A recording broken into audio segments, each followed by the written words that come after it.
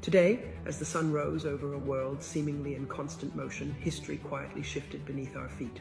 In Rome, within the ancient embrace of the Vatican, humanity bid farewell to a figure who had guided millions with quiet strength and a heart open to the struggles of the modern age. The funeral of Pope Francis was not merely a religious ceremony. It was a rare moment when the entire globe seemed to hold its breath, as dignitaries from every corner of the earth gathered under the mournful chime of St. Peter's bells. Among the mourners, the familiar faces of Prince William and Prime Minister Keir Starmer could be seen, standing shoulder to shoulder with countless others, reminding us that some departures transcend politics, creed, and borders. Yet, as the world honored peace and humility, elsewhere the fires of conflict burned hotter. In the rugged landscapes of Kashmir, violence once again scarred the delicate fabric of coexistence. A terror attack in Pahalgam rattled the region, provoking swift and resolute words from India's Prime Minister Narendra Modi. His vow to hunt down the perpetrators has escalated tensions dramatically, culminating in the suspension of visa services for Pakistani nationals. It's a bitter reminder that while leaders gather to mourn a man of peace, the machinery of conflict grinds on, often fueled by old wounds and unhealed histories. Meanwhile, in the buzzing corridors of international commerce, another kind of negotiation unfolds. Japan, with the quiet tenacity for which it is so renowned, is edging closer to an agreement with the United States, considering an increase in imports of soybeans and corn. A seemingly simple agricultural arrangement, yet beneath it, the intricate game of tariffs and trade wars is playing out once more. It is a dance as old as diplomacy itself, offering the fruits of the earth in exchange for smoother access to the highways of commerce. As we watch these deliberations, we are reminded that globalization is not some abstract force. It is a living, breathing organism, moved by the choices of leaders and the appetites of markets. Turning to the rhythm of daily life, the financial markets today seem to mirror the uncertain pulse of our world. Investors tread carefully, navigating a landscape shaped by volatility and anticipation. There's a nervous energy in the air, a sense that tomorrow's headlines could tilt fortunes one way or another in the blink of an eye.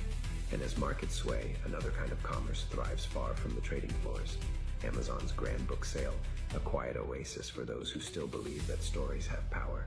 Titles from beloved authors beckon readers to lose themselves in other worlds, to escape, perhaps briefly, from the uncertainties of this one. In the realm of sports, life's more playful side revealed itself with today's eagerly awaited Major League Baseball matchups. The San Francisco Giants prepare to clash with the Texas Rangers, while the New York Yankees face off against the Toronto Blue Jays. There's something comforting in the timelessness of baseball, the crack of the bat, the roar of the crowd, the ageless duel between pitcher and batter. As political tensions rise and markets shudder, the simple act of watching a game offers a small but potent act of rebellion, a reminder that not everything must be so heavy, so consequential. Yet, even in leisure, trends evolve. In Japan, a subtle but telling shift is taking place among the younger generations of men. Hair removal treatments, once the exclusive domain of women, are now being embraced by men seeking a more polished aesthetic. It's fascinating to witness how ideals of beauty are not static. They evolve with society's changing narratives, subtly weaving themselves into the fabric of identity and self-expression. And for those seeking a little mental stimulation, today's Wordle puzzle whispered a single word: clash, a fitting emblem for a day defined by meetings, farewells, and confrontations. If one listens closely, the world itself seems to be playing a grand game of connections, much like the New York Times' engaging daily puzzles. Life is, after all, an intricate web of hidden ties waiting to be revealed.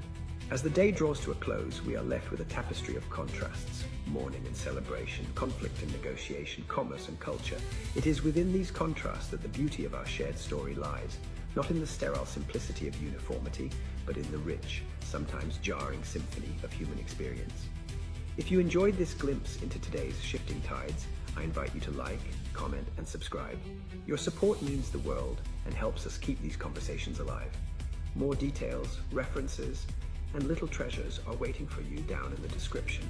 And if curiosity gnaws at you, don't hesitate to spark a conversation in the comments. After all, it's through dialogue that we truly begin to understand the world and each other.